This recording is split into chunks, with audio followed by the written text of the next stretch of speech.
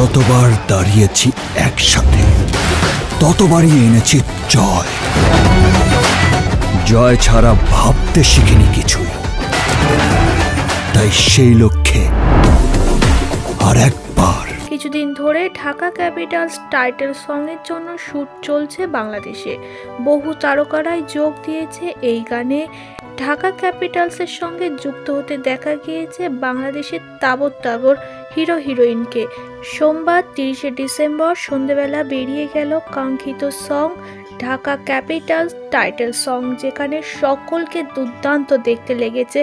এক কথায় just like a wow.